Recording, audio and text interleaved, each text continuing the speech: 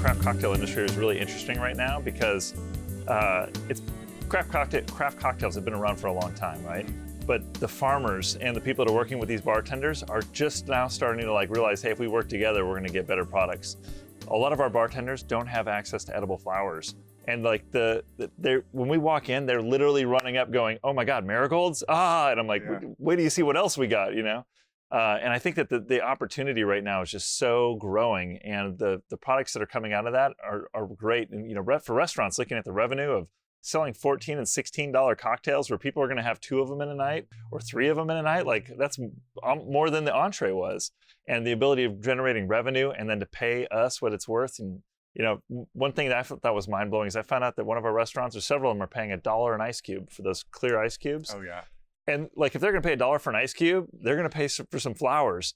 And I think that that whole industry right now is just evolving. And maybe Dallas and Houston are a little bit late to the party versus New York and some other places, but there's just so much opportunity around the country because imagine in rural areas, I don't think it's hit there yet. No, not at all. So what I wanted to talk about was, in the same way that we're charging 60 to 75 cents for essentially something we would normally throw away. Yeah. Well, the bars, they're upselling, they're increasing the price of their liquor by 700, 1,400%. Mm-hmm. So we're essentially doing the same thing to them that they do to their customers. And if you can explain it to the management or the person who's in charge of actually providing the money to them in that way, then they're much more open to paying those prices. It's the same way that I go in and I'll pay $14 for a cocktail. It's got garnishes in it. This is going to make me feel good. It's got a cool name with, whatever in it. Yeah. I'm willing to pay that, just like they're willing to pay 75 cents a stem, which would have been trash. That's exciting. I think another opportunity that I found on our farm is bringing the bartenders to the farm. Yeah. Because they pointed out stuff to me that I would have never thought about. And they're like, oh my gosh, can I get some of that? And, that's kind of next level stuff as far as building these relationships to give people what they want and what they don't know they want. And I love that tactic. I think the most important thing here for the students is to keep your eyes open for uniqueness, for beauty, for something that, if you're walking down the street and some plant grabs your attention, you should immediately be figuring out what that plant is and is it edible? Yeah. Because that's what I do all day long everywhere I go. I will pop off leaves and stick them in my mouth walking down the sidewalk just to see if it tastes good, if it's a beautiful leaf. Like yesterday, we stopped by the garden and there was oh, this is that.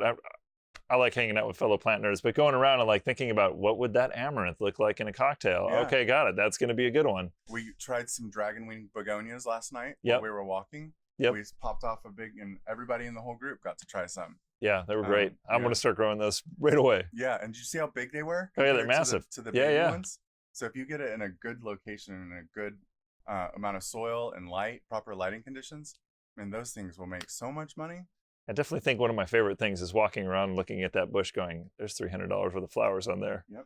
It's a fun game to play. All right, so tell me a little bit more about this event where you had bartenders come out and, get to look at your product. And so we did the farm tender event. The farm tender was the name that came up, a buddy of mine, Seth Brammer, came up with, but it was an idea that we had actually had a while back when I went to this U.S. bartending guild, and I met a bunch of bartenders in the Dallas area, and I started telling them, hey, we grow 37 different herbs for craft cocktails. Mm-hmm. And it blew their mind because they have access to orchid flowers or nothing, right?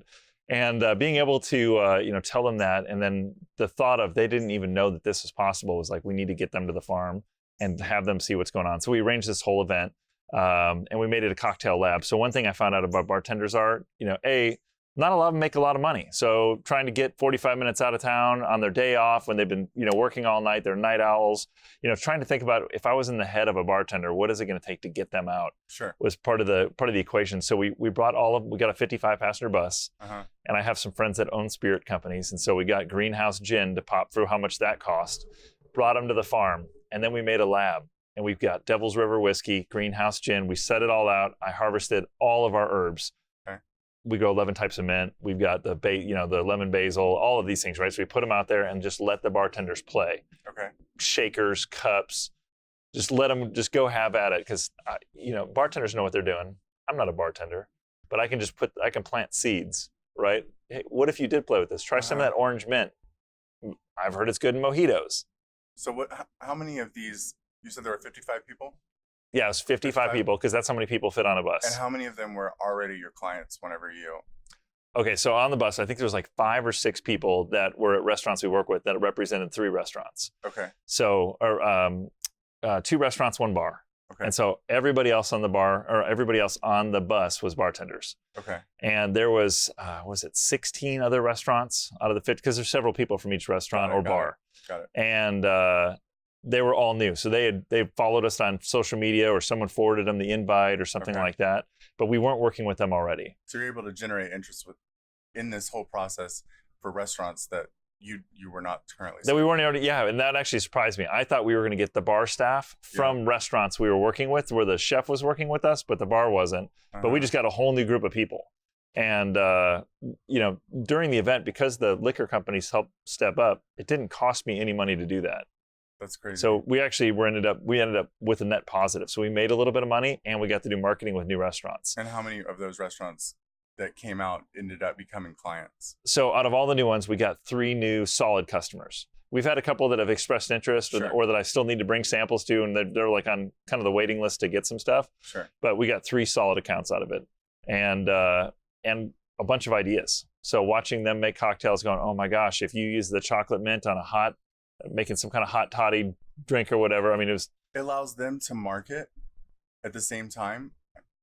Allows them to network with each other at the same time. Oh, right. And they can use their combined knowledge to actually create new cocktails because they're all together. That was the lab, right? So we split everybody up. So they weren't actually with the other person that maybe they came with from their bar. They were with a whole different bar. And they all got to meet each other. Hey, I'm so-and-so from wherever. And then we just kind of put them in a room and said, hey, here's a bunch of really cool ingredients. Let's make some cocktails, have a drink.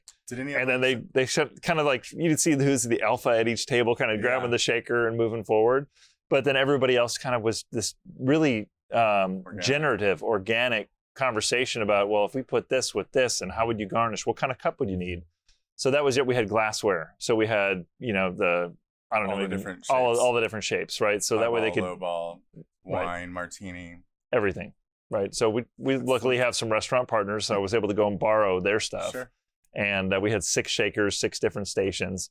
But that bringing those people out to the farm, letting them play and have fun, and giving them access to all of our stuff, awesome experience. And it was a really good experience for our ability for us to collect the content that we were then able to go share pictures of all of these gorgeous cocktails. So even people who didn't come were still able to see everything that happened. It's a win all the way around. All the way around. And so now we're going to be doing one with Fort Worth bartenders, which is, just on the other side.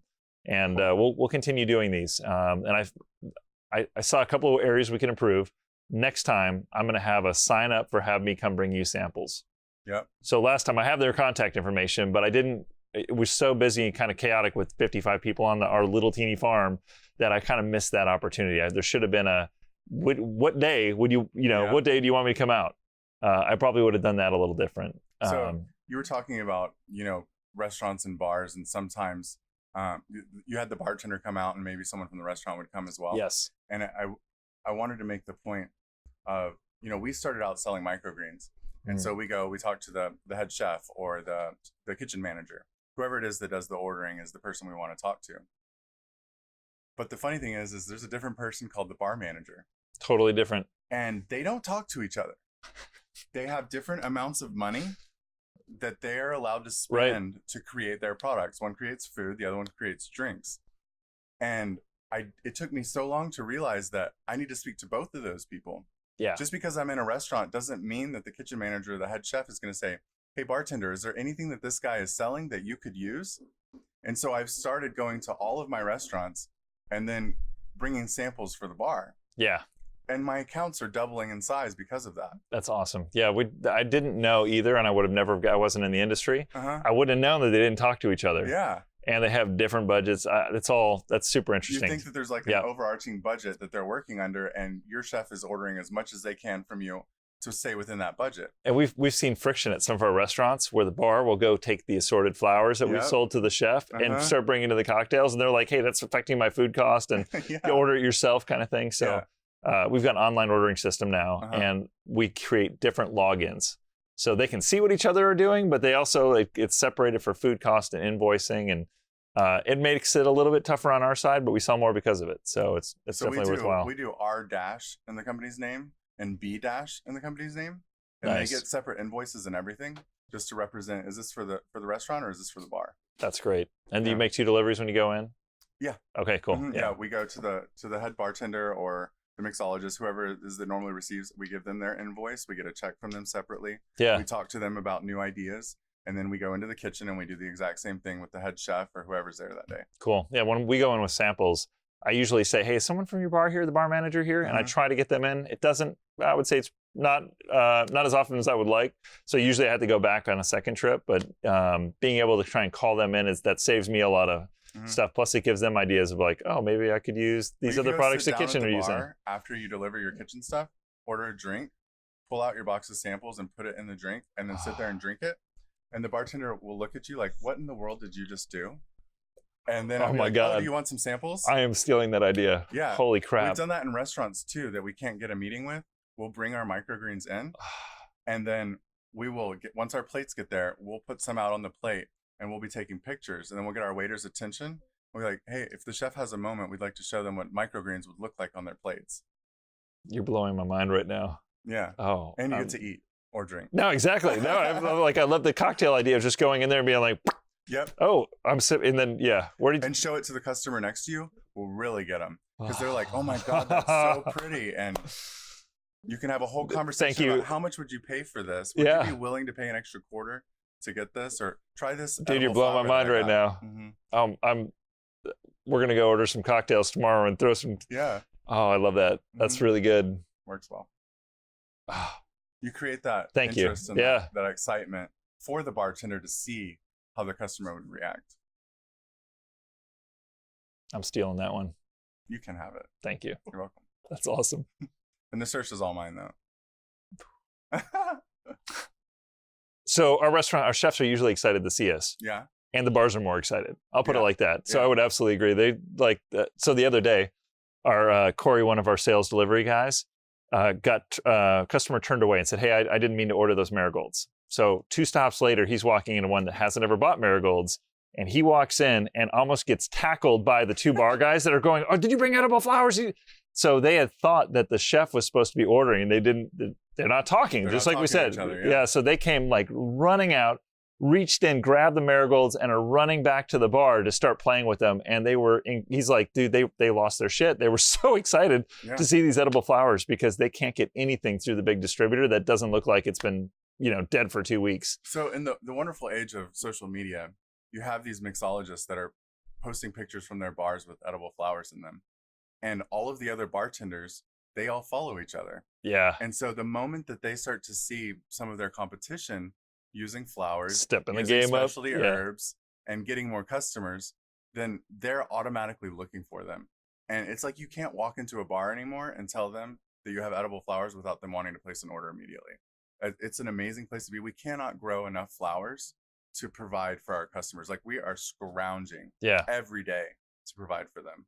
Yeah, we typically sell out each week as well. And we found that one of the really easiest ways to do it for us, and I don't know how to kind of work on your farm in a different space, but we have a farmer's choice mix. Yep. So it's a little bit cheaper than buying the individual flowers. If you want gem marigolds, there's going to be this amount in a clam or whatever. And the farmer's choice is just the size clam. And we go around the farm, mustard green flower, like whatever's flowering, we throw into that mix. And so if you want choice over it, control over it for a specific drink, then this goes this way. Yep. And now we're starting to see a lot of farmer's choice cocktails coming out of the menu. Oh, nice. Right. That's really cool. Because then it changes every week because if we have Augustosh this week and we have mint flowers next week, they'll change the cocktail. So we have a 4-pack container that we use in the same concept. Okay. So some of our customers order just begonias or just violas or whatever.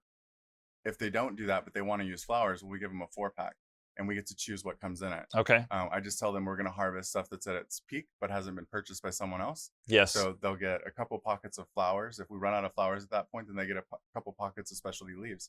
They might get some really tiny nasturtia trees and some nasturtia leaves. Yeah. It's a way for us to show our customers products they've never received before. And they pay for it. Yeah. And they get you can go back the next week and say, hey, how'd you like that 4-pack? And they say, oh, well, I really liked the nasturtia leaves. I said, oh, well, we actually sell those in multiple different sizes. Individually, yeah. And now you're selling them something that's really easy to produce versus the flowers, which are very Yeah. limited and you never really know how many you're going to get kind of situation. So what I really like about the 4-pack idea is that makes it super easy to figure out which one to talk to them about. The way we're doing our farmer's choice is it's a small clam. We just put it all in there. When they open it, they can't actually tell me, I really like this one as easily as if I were to put that in a separate one and write on the clam. You label the clams with what each one are? We label it 4-pack sampler. Okay. I take a picture of each one and then I post it to Instagram. Okay. And when I post it to Instagram, I label what each of them are. Got it. So, and I tag the bar as well. So the bar knows what it got. What they got. They can see it on Instagram. That's good, and man. They can call me and order specifically something that they want. Cool.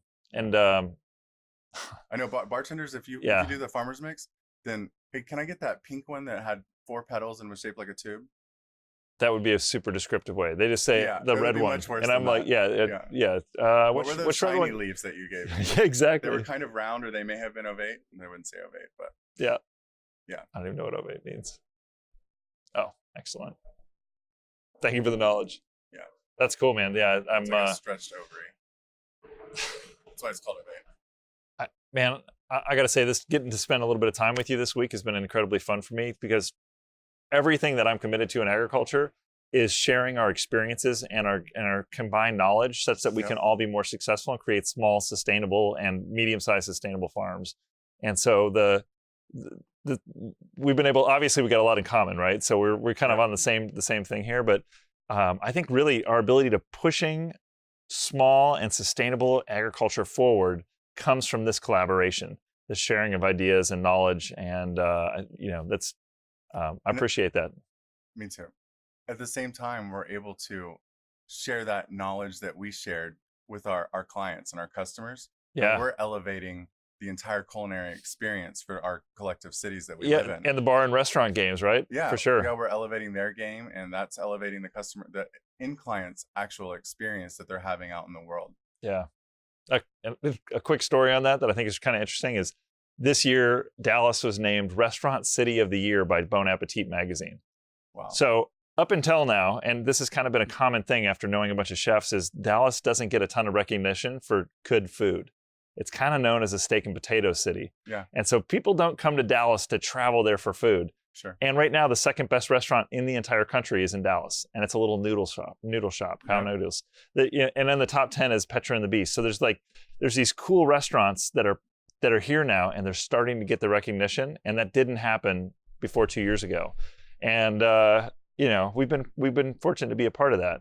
And so it's kind of neat thinking, like, maybe my greens and stuff had a little bit of help in that elevation.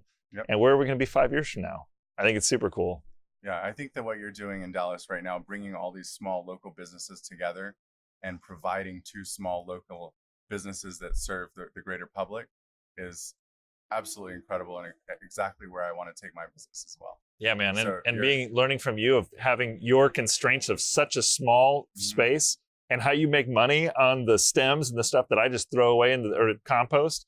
I think that you're going to bring a lot to my business too, man. That, like, we're going to get a little bit tighter and have more products and have a better customer experience. I'll share one more quick idea with you. Keep them coming, man. So, a lot of customers, they prefer their stems on their microgreens to be either short or small or long. Okay. They use them in different ways, and depending on the construction of their plate will determine how they want that microgreen to look.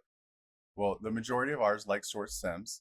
So whenever we get done harvesting, we have all of these trays left over with really long stems. Okay. So what we are attempting to do, and haven't perfected yet, is to harvest those stems. One immediate place that those could go without having to think about it is juicers.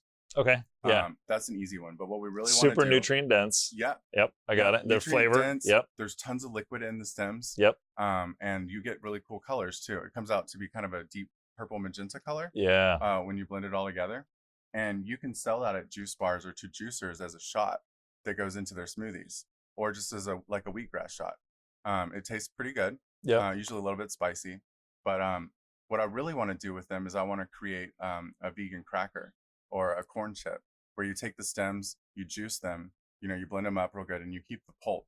So you can sell the juice to the juicers like we talked about. But now you have another product. Yeah, I know. No, yeah, like top, middle, bottom, everything. Yeah. So now you have what's left is the pulp, which is actually the super duper healthy part of it. Right. And create some type of chip or some type Super of chip. Yeah. yeah, a super chip. And you know, you make a hummus, put some microgreens on top, maybe the ones that you cut. And so you're getting the whole And the hummus like, you flavored with microgreens as well. juice So, with the yeah. microgreen juice. Oh man.